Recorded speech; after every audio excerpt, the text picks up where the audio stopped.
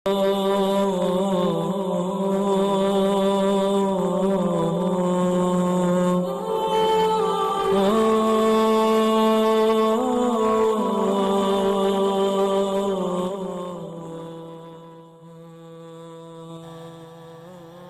اللہ الرحمن الرحیم۔ السلام علیکم میرے معزز اور واجب الاحترام ساتھیوں۔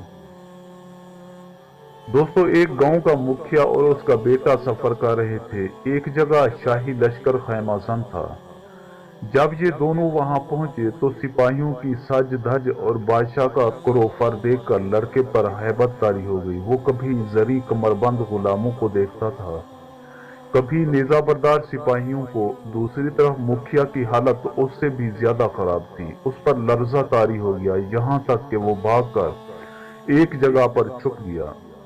بیٹے نے باپ کی یہ حالت دیکھی تو اس سے کہا کہ ابا جان، آپ تو بھی اپنی بستی کے سردار ہیں اور جہاں تک میں سمجھتا ہوں بہت بڑے سردار ہیں، پھر آپ بادشاہ اور اس کے لشکر کو دیکھ کر اس قدر گھبرا کیوں گئے؟ مکھیا نے جواب دیا کہ بیٹے، اس میں شک نہیں کہ میں اپنے گاؤں کا پردھان ہوں، لیکن بادشاہ کے سامنے میری کیا ہستی ہے؟ میں تو اس کے اونے چاکروں میں بھی شامل ہونے کے قابل نہیں ہوں۔ دوستو، اس واقعے سے ہمیں یہ سبق ملتا ہے کہ اللہ رب العزت کی کبریائی اور شان کا ادراک رکھنے والے اولیاء کرام اسی لیے ہر وقت لرزہ بر اندام رہتے ہیں کہ ان کی حالت اس مکھیا کی سی نہیں ہوتی جو گاؤں میں اپنے آپ کو سب سے بڑا خیال کر کے اتراتا ہے۔